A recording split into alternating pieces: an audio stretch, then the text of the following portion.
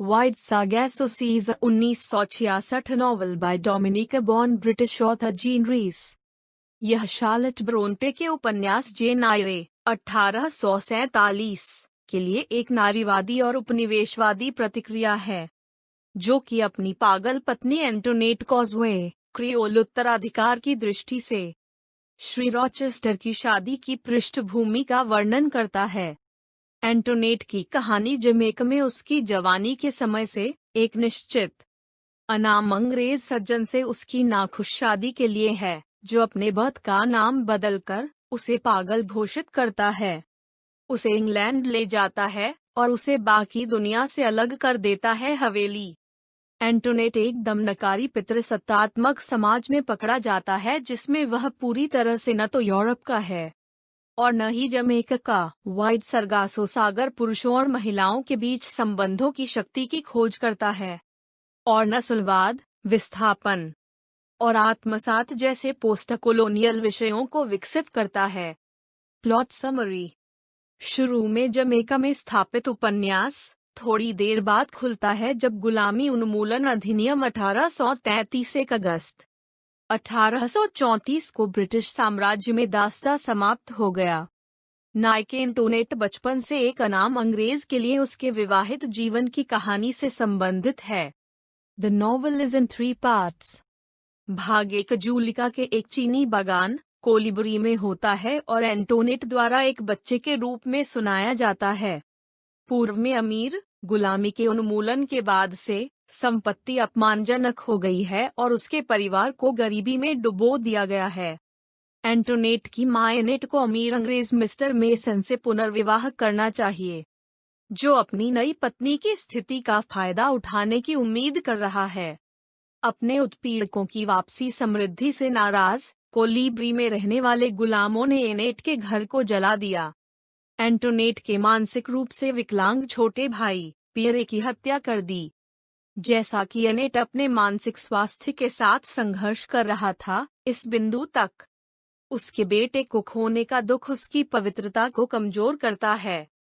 Shri mason उसे एक दंपति के साथ रहने के लिए भेजता है, जो उसे तब तक पीड़ा देता है जब तक वह मर नहीं जाता, और एंटोनेट उसे फिर से नहीं देखता। भाग 2 एंटोनेट और उनके पति के दृष्टिकोण के बीच ग्रैनबो डोमिनिका के अपने हनीमून भ्रमण के दौरान बारी बारी से एंटोनेट के पतन के लिए संभावित रूप से उत्प्रेरक युगल के बीच विकसित होने वाले पारस्परिक संदेह हैं, और डैनियल के मशीने, जो दावा करते हैं कि वह एंटोनेट के नाजायज सौतेले भाई हैं। वह एंटोनेट की प्रतिष्ठा और मानसिक स्थिति को प्रभावित करता है और चुप रहने के लिए पैसे की मांग करता है। एंटोनेट की पुरानी नर्स क्रिस्टोफिन खुलेआम अंग्रेज को अविश्वास करती है। एंटोनेट के परिवार के बारे में कहानियों में उनका स्पष्ट विश्वास और स्थिति को बढ़ाता है। उसका पति बेवफा है और भावनात्मक रूप से अपमानजनक है। वह अपने असली नाम के बजाय उसे बर्था कहना शुरू कर देता है और अपने दर्द का कारण बनने के लिए अपने मामलों को सामने रखता है। एंटोनेट की व्यामोह की भावना और उसके असफल विवाह की कड़वी निराशा उसके पहले से ही मानसिक और भावनात्मक स्थिति को असंतुलित कर देती है। वह क्रिस्टोफाइन के घर में भागती है। नौकर औरत जिसने उसे पाला। एंटोनेट क्रिस्टोफिन के साथ अपने पति के प्यार पर राज करने की कोशिश के लिए एक दया की भावना से प्रार्थना करता है, जिसे क्रिस्टोफिन अनिच्छा से उसे देता है। एंटोनेट घर लौटता है, लेकिन प्रेम पति पर जहर की तरह काम करता है। इसके बाद वह अपनी पत्नी के लिए क्रिस्टोफिन की मदद की पेशकश से इनकार कर देता है और उसे इंग्लैंड ले जाता है। भाग 3 उपन्यास का सबसे छोटा हिस्सा है। यह एंटोनेट के नजरिए से है, जिसका नाम उसके पति ने बर्था रखा है।